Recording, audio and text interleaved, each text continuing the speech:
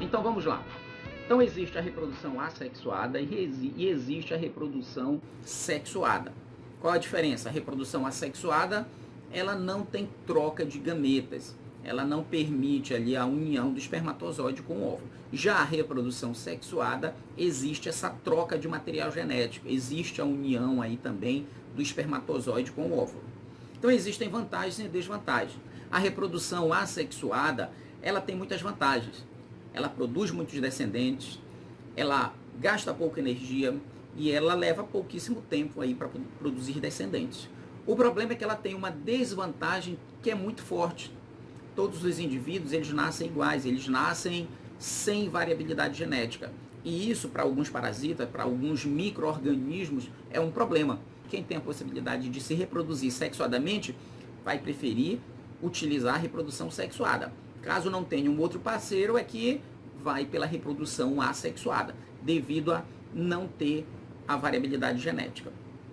E aí nós temos vários tipos de reprodução assexuada. O primeiro tipo se chama laceração, regeneração, fissão, até mesmo fragmentação. Alguns poríferos eles se reproduzem por esse tipo.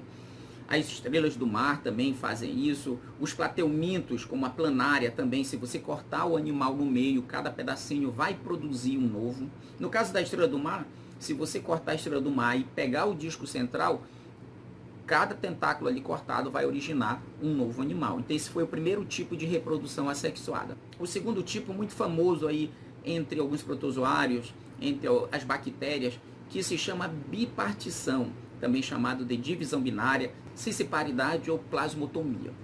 Então esses indivíduos eles vão se dividir em dois.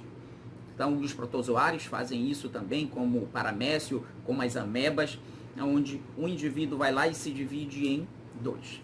O terceiro tipo se chama esporulação, no qual alguns micro-organismos vão se reproduzir por meio de esporos, como os fungos, por exemplo, que vão produzir uma bolsa de esporos esporângios, eliminando aí os esporos, ou os conídeos, que também não deixa de ser um esporo.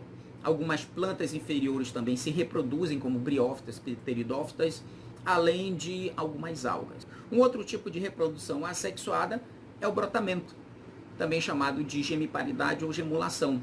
Então, alguns quinidários se reproduzem assim, alguns poríferos também, alguns fungos, como o levedo, também pode. Então, o brotamento vai simplesmente brotar um novo ser dele. Esse ser, ao crescer, vai se destacar e vai produzir aí um novo indivíduo. O próximo tipo de reprodução assexuada se chama esquizogonia ou divisão múltipla. Muitos livros podem até trazer como sinônimo de divisão múltipla a esporulação.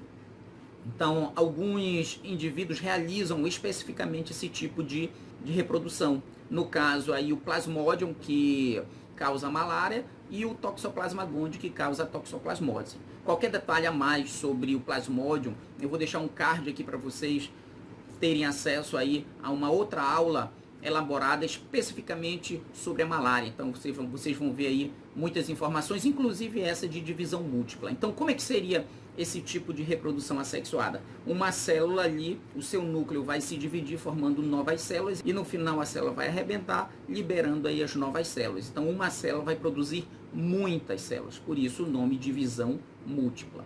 Um outro tipo é a partenogênese. A partenogênese é uma reprodução ali muito específica, muito peculiar, no qual a fêmea ela vai se reproduzir sem a presença do espermatozoide. O seu óvulo vai virar o ovo que vai dar origem ao embrião. Então o macho ele não participa com o espermatozoide nesse tipo de reprodução, é somente a fêmea. Um outro seria a propagação vegetativa. Nós temos um tipo de reprodução ali muito comum que se chama estaquia. Você vai lá, quebra o galinho de uma planta, coloca no solo e ela pode se desenvolver. Estaquia é o nome dessa reprodução assexuada. Nós temos outras duas aí bem comuns, que seria a auporquia e a mergulha. A auporquia e a mergulha, quando você quer iniciar ali com um vegetal, mas ele já grande. Você não vai plantar, não vai colocar a sementinha e esperar ali meses até crescer, atingir ali 30 centímetros.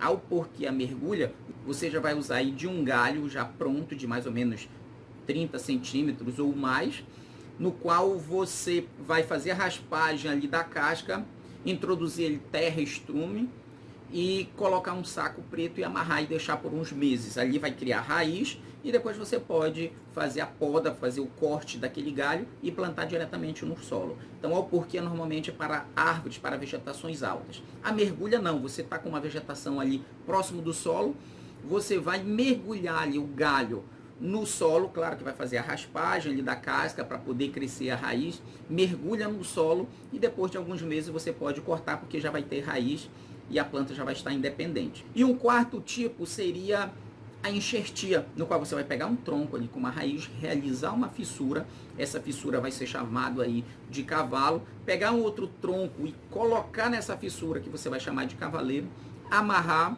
e aí a seiva bruta e a seiva elaborada, ela vai ficar passando ali entre esses dois troncos. Esses tipos são chamados de propagação vegetativa. Um outro tipo é a estrobilização, que normalmente ocorre nos quinidários e também em alguns plateumintos, como a solitária, a tenha. Então, o que seria a estrobilização? Vamos começar com 2 quinidários aqui adultos, eles vão se reproduzir sexuadamente, produzindo um gameta. Esse gameta vai virar uma larva chamada de plânula. Essa plânula vai cair no solo. E no solo, essa forma de pólipo vai começar a fabricar estróbilos. Esses estróbilos, eles vão se destacar. Eles são aí a forma jovem dos quinidários, chamados de éfiras. Eles vão virar e, normalmente, crescer para a forma adulta. Então, essas éfiras, elas são consideradas os estróbilos, por isso que o tipo de reprodução se chama estrobilização. E no caso das tenhas, dos plateumintos, cada proglótide ali que é eliminado no meio das fezes para poder a tenha se reproduzir é chamado de estróbilo.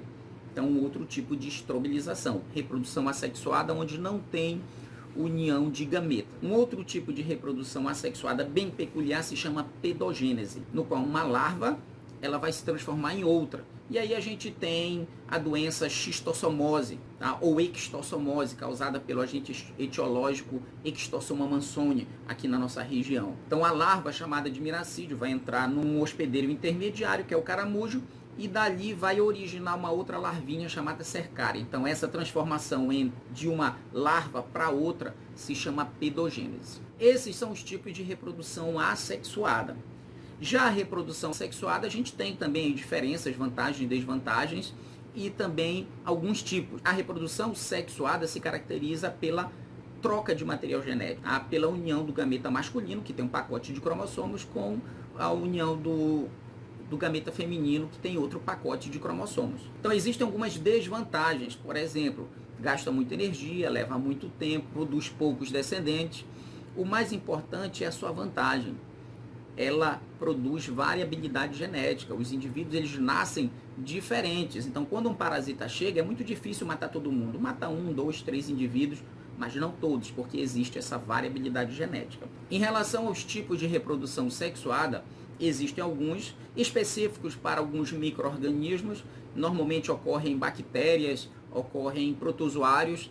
Então, aqueles que não lembram especificamente desses tipos de reprodução, vocês podem acessar uma outra aula sobre o reino Monera, tá? O domínio bactéria, o domínio arqueia. Eu vou deixar um card aqui para vocês acessarem. O primeiro tipo seria conjugação, que é a união entre 2 micro-organismos e eles vão passar material genético um para o outro. Muito comum nas bactérias, nos alguns protozoários e algumas algas. Um segundo tipo seria a transdução, e aí a gente tem que relembrar como um vírus se reproduz através do ciclo lítico. Tá? Vou deixar um outro card também para vocês de uma aula já elaborada sobre os vírus, detalhes aí em relação à reprodução, formato, toda a parte de fisiologia dos vírus. Na transdução, o vírus que destruiu a bactéria, ela sai contaminada com um pedaço do DNA da bactéria que ela matou. E ao momento que ela entra numa nova bactéria, ela traz esse pedaço do DNA bacteriano morto e a bactéria incorpora esse DNA novo que veio com o vírus. E quando ela se reproduzir novamente, se o vírus não a destruir, ela já vai se tornar diferente. O terceiro é a transformação.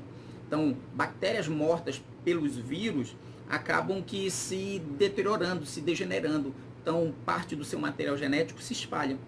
Esse tipo chamado de transformação é quando a bactéria pega esse DNA que está vagando, absorve, e quando ela se reproduzir assexuadamente, ela já vai ser diferente, porque ela tem o material genético dela e absorveu o material genético que estava vagando de uma outra bactéria. Um quarto tipo de reprodução sexuada é o hermafroditismo. Então, seres hermafroditas são aqueles que apresentam os dois sexos, apresentam os dois aparelhos genitais, tanto masculino como feminino. A minhoca, por exemplo, faz isso, as tênias também fazem isso.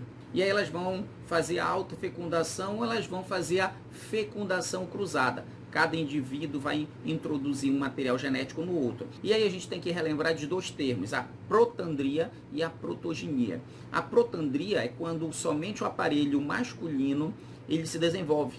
A protogenia é quando somente o aparelho feminino está apto ali à reprodução.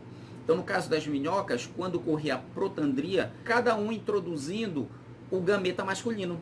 Elas vão se separar e quando o gameta feminino estiver apto, elas vão utilizar esse espermatozoide vindo de um outro indivíduo para a reprodução sexuada. E aí essa fecundação, como vocês viram, ela pode ser externa ou pode ser interna. A fecundação interna é quando os indivíduos introduzem o espermatozoide no corpo, na genitália de outro indivíduo, e a fecundação externa ocorre fora. O espermatozoide, os gametas, eles não são introduzidos dentro do organismo. Então a fêmea vai ali, coloca o óvulo e vai embora. O macho vem, coloca o espermatozoide em cima e vai embora. Então a fecundação ocorreu fora do organismo. Se você gostou dessa explicação, não esqueça aí de dar seu like, de se inscrever no canal caso você ainda não seja inscrito, compartilhar isso com os colegas. Então, para quem está se preparando para o Enem, aí, isso aí é uma mão cheia para conhecimento, adquirir conhecimento, se dá bem aí nas provas de vários vestibulares aí do Brasil. Tá? Não esqueça também de clicar no sininho ali para ativar as notificações, assim você não perde nenhuma aula. Então, de forma geral, era isso, pessoal. Espero ter ajudado e a gente se vê aí num outro vídeo. Muito obrigado, valeu!